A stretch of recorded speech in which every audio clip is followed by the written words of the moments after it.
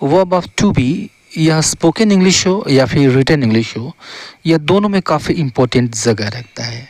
अब verb of to be कहने का मतलब है कि वे वर्ब्स जो स्टेट ऑफ बीइंग की बात करते हैं, ठीक है, यानी अवस्था के होने की अवस्था की बात करते हैं।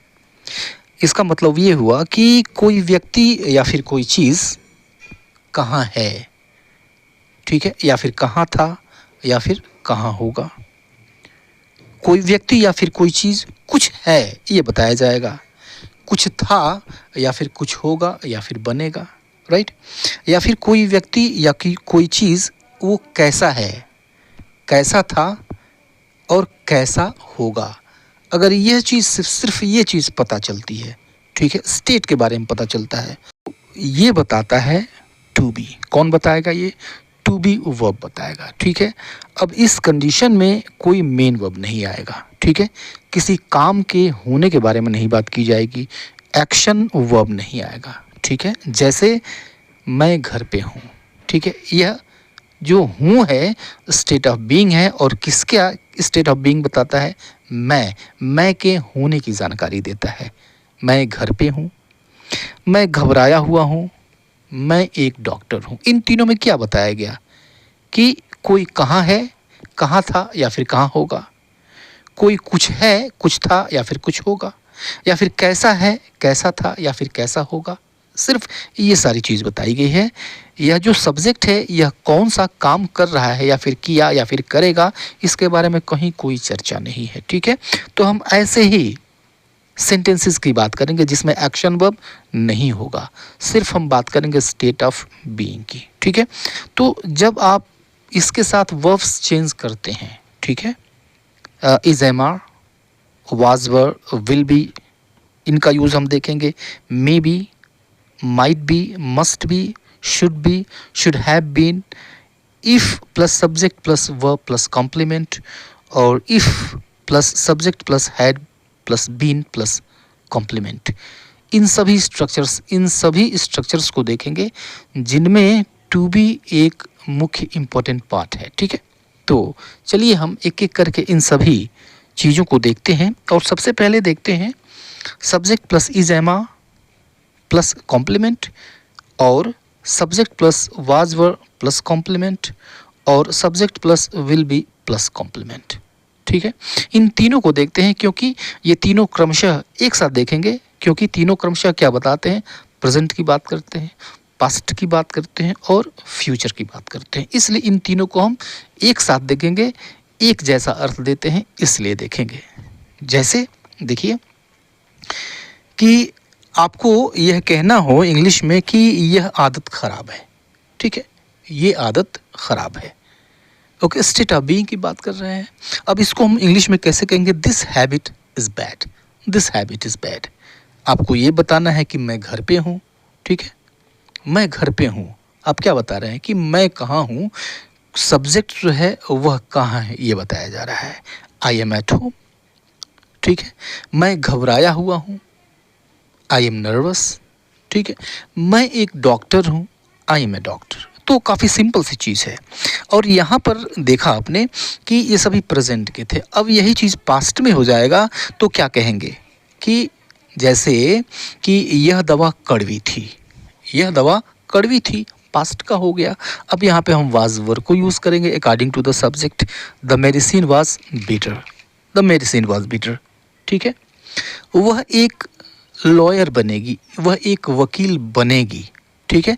तो बनेगी, देखिए एक्शन की बात नहीं हो रही है यहाँ पर, शी है सब्जेक्ट, यह कौन सा काम करेगी इसके बारे में नहीं बताया गया, वो क्या बनेगी यह बताया गया है, ठीक है।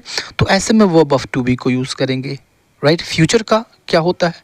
विल बी होता है। शी विल बी लॉयर, वह एक वकील बनेगी। मैं एक राजनेता बनूंगा, I will be a politician, I will be a politician, ठीक है। उसी तरह से हमको कहना हो कि वह घर पे होगी, ठीक है, she will be at home, right. तो ये सारे स्टेट ऑफ बीइंग की बात करते हैं। प्रेजेंट के थे, हमने यूज़ किया was were, is, am, are, past का वाज वर, और फ्यूचर में हमने विल बी यूज़ कर दिया, ठीक है, राइट। अब थोड़ा सा आगे चलते हैं। मे के साथ, subject plus may be plus complement. इस मे बी का अर्थ है शायद, ठीक है। जैसे हमें कहना हो शायद वह बीमार है, ठीक है, आप अनुमान लगा रहे हैं, ठीक है, शायद वह बीमार है। हमें ये कहना हो शायद वह ऑफिस में होगा, या फिर ऐसे भी हो सकता है, हिंदी में ऐसे भी हो सकता है, वो ऑफिस में हो सकता है, वह बीमार हो सकता है, वह एक डॉक्टर हो सकता है, या फिर शायद वह एक डॉक्टर हो, ठीक है, शायद वह घर पे है, ओके, वह तुम्हारा मित्र हो सकता है, या फिर शायद वह तुम्हारा मित्र हो। अगर इस तरह की बात कहनी हो, ठीक है, जब आपको संभावना बताना हो, पॉसिबिलिटी बताना हो, ठीक है, और तो पॉसिबिलिटी अब जब बताते हैं तो दोनों चीज़ें आती हैं, ठीक है, एक तो ऐसा संभव है और ऐसा संभव नहीं है, ठीक है। तो आप जब पॉसिबिलिटी बताते हैं तो कुछ चांसेस होते हैं, 50% चांसेस होते हैं होने के, 50% चांसेस नहीं होने के होते हैं, तो दोनों में आधा आधा होता है। अगर ऐसी कंडीशन है तो मे को यूज़ करते हैं, ठीक है।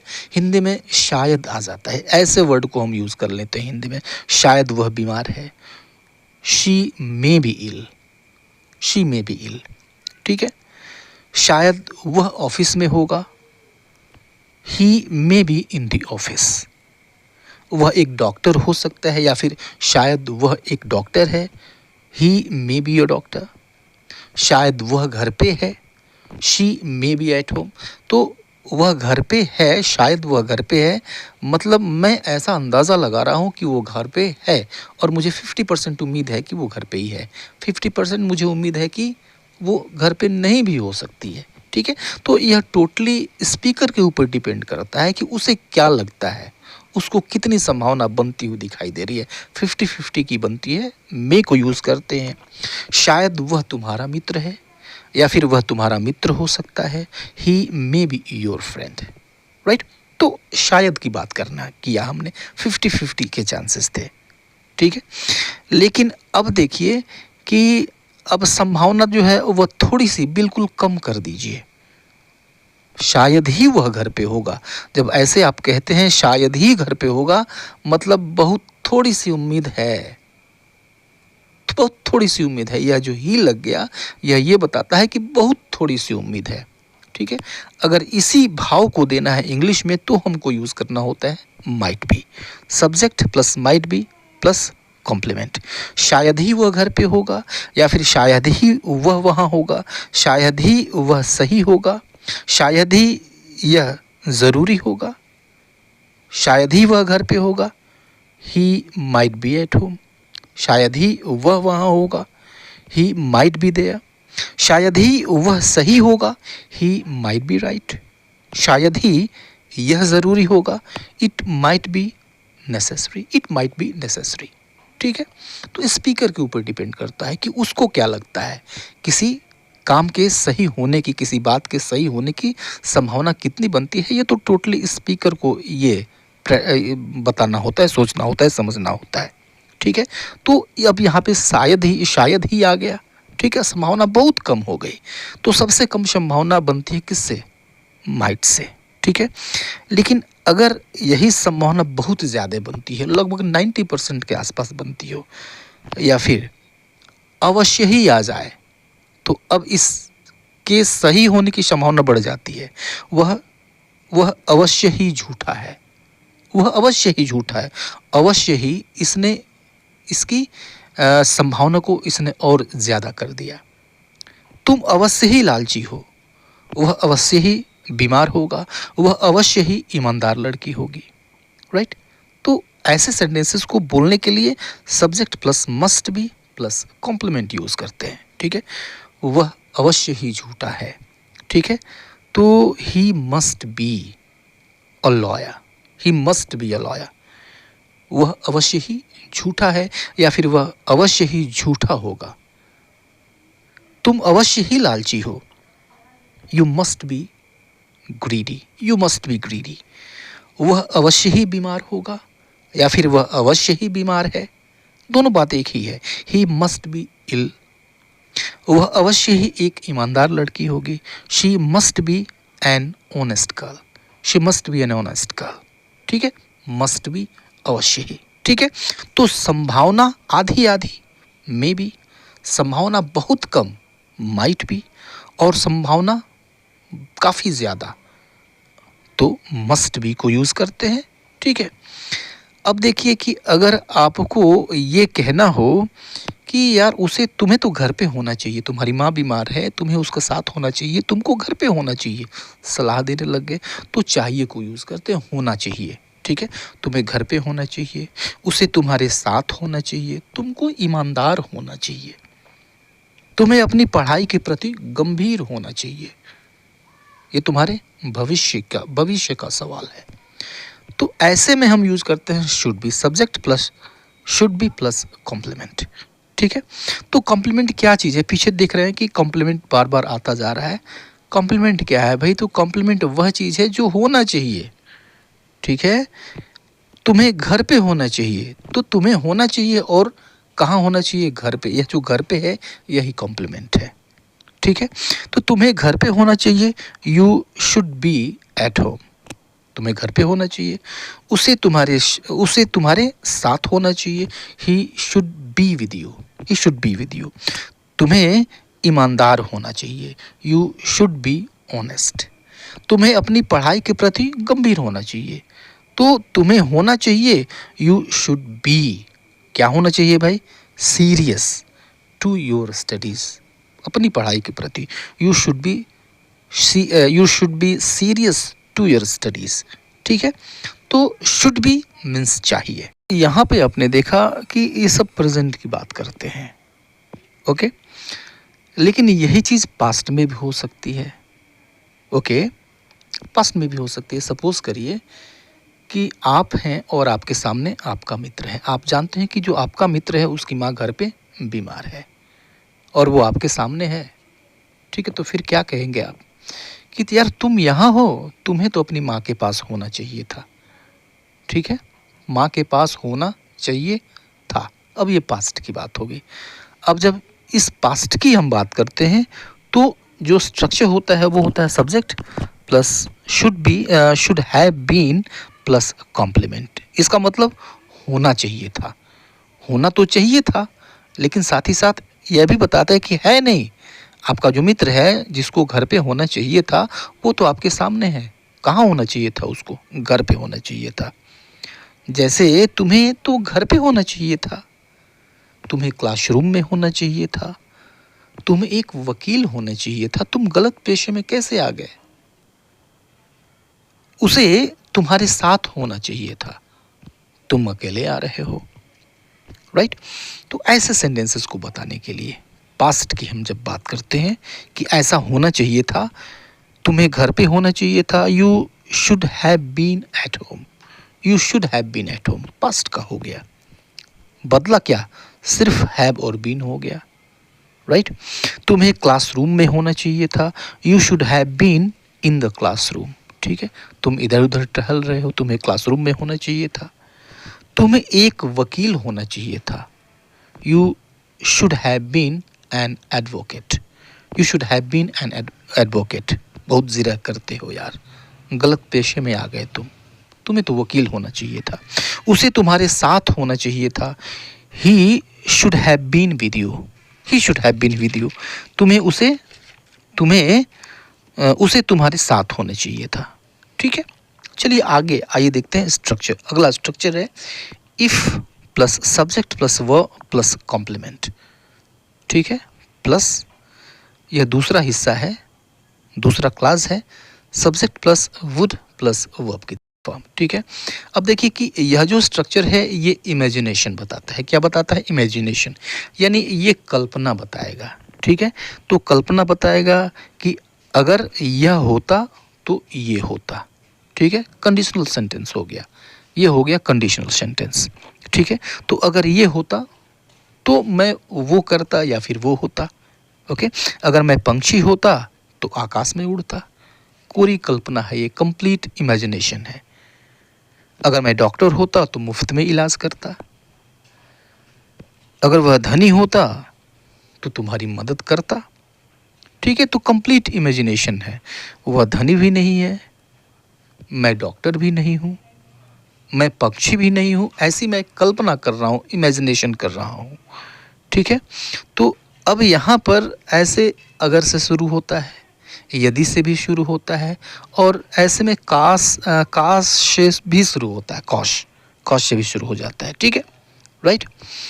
तो अब देखिए कि if subject, if plus subject plus verb plus complement, यह इस हिस्से के लिए आएगा। अगर मैं पंक्षी होता, अगर मैं डॉक्टर होता, अगर वह धनी होता, और यह जो हिस्सा है इसके लिए आएगा subject plus would plus verb की फर्स्ट फॉर्म। ठीक है, अगर मैं पक्षी होता तो आकाश में उड़ता। If I were a bird, अब देखिए यह जो वर है, यह वर सब्जेक्ट सिंगुलर हो, प्लूरल हो, किसी भी पर्सन का हो, उसके लिए हमेशा वर आएगा। ठीक है, अगर मैं पक्षी होता तो आकाश में उड़ता। If I were a bird I would fly in the sky. I would और वर्ब की first form fly in the sky. अगर मैं डॉक्टर होता तो मुफ्त में इलाज करता। If I were a doctor, if I were, अगर मैं होता, क्या होता भाई, अ डॉक्टर। देखिए सब स्टेट ऑफ बीइंग की बात हो रही है, क्या होता, कहाँ होता, कैसा होता, सिर्फ इसी की चर्चा हो रही है। If I were a doctor, अगर मैं डॉक्टर होता, आई would treat for free, I would treat for free, तो मैं मुफ्त में इलाज करता। अगर वह धनी होता तो तुम्हारी मदद करता। If he were rich he would help you. If he were rich he would help you. ठीक है, तो अब देखिए कि यहाँ पर तो अगर आ गया, यदि आ गया, ऐसे ही इसमें काश भी आ जाता है, काश। ठीक है, लेकिन उसके पहले यह भी जान लें कि यह जो सेंटेंस है, if I were a bird I would fly in the sky, इसको हम ऐसे भी लिख सकते हैं, इफ़ को हटा दीजिए और वर को पहले ला दीजिए। Were I a bird, were I a bird I would fly in the sky. ठीक है, ठीक उसी तरह से इसको भी हम ऐसे ही लिख सकते हैं, were I a doctor I would treat for free, और इसको भी हम ऐसे ही कह सकते हैं, were he were rich, sorry, were he rich he would help you, were he rich he would help you. ठीक है, तो ऐसे भी कह सकते हैं, दोनों के अर्थों में कोई अंतर नहीं है, दो अलग अलग स्ट्रक्चर हैं। ठीक है, राइट। और ये तीसरा स्ट्रक्चर इसी में देख लीजिए कि काश मैं पक्षी होता, अगर इसको कहना हो तो इस काश के लिए, काश मैं, इसके लिए आई विश। मैं पक्षी होता, वही चीज़ I were a bird, I wish, I were a bird, तो सिर्फ इफ़ की जगह पे हमने आई विश लगा दिया। काश मैं डॉक्टर होता, आई wish I were a bird. ठीक है, काश मैं धनी होता, आई विश आई वर रिच। ठीक है, तो ये एक अलग स्ट्रक्चर है काश के साथ। ठीक है, अब देखिए कि इसी का जो पास्ट होता है, इसी का जो पीछे हमने पढ़ा, उसी का पास्ट होता है if plus subject plus had been plus complement plus subject, ये दूसरा पार्ट शुरू होता है, plus would have plus verb की थर्ड फॉर्म प्लस कॉम्प्लीमेंट या फिर ऑब्जेक्ट। ठीक है, ऑब्जेक्ट, सॉरी, ऑब्जेक्ट। ठीक है, तो जब यह पास्ट में आ जाता है तो ये रिग्रेट बताता है, पछतावा बताता है। ठीक है, तो पछतावा कब होता है भाई, जब आप कोई काम कर चुके होते हैं और उस काम को करने के बाद आपको पछतावा होता है। ठीक है, अरे यार मैं वहाँ पे होता तो मैंने तुम्हें बचा लिया होता, पिटने नहीं देता, मैंने तुमको बचा लिया होता, मैं पछता रहा हूँ कि मैं वहाँ था नहीं। ठीक है, तो समय तो बीत चुका है। ठीक है, किसी ऐसे काम के लिए पछता रहे हैं जो अगर ऐसा होता तो मैंने ऐसा कर दिया होता। ठीक है, अगर मैं वहाँ होता तो मैं तुम्हें बचा लिया होता। अगर मैं घर पे होता मैं तुमसे मिला होता। ठीक है, तो मैं घर पे नहीं था तो मैं तुमसे नहीं मिला। ठीक है, ये पछतावा है। अगर मैं धनी होता तो मैं तुम्हारी मदद किया होता। ठीक है, ये भी पछतावा है, मुझे पछतावा है कि मैं धनी नहीं हुई, वरना धनी होता तो मैंने तुम्हारी मदद कर दी होती। ठीक है, राइट। तो अगर मैं वहाँ होता तो मैंने तुम्हें बचा लिया होता। If I had been there I would have saved you. If I had been there I would have saved you.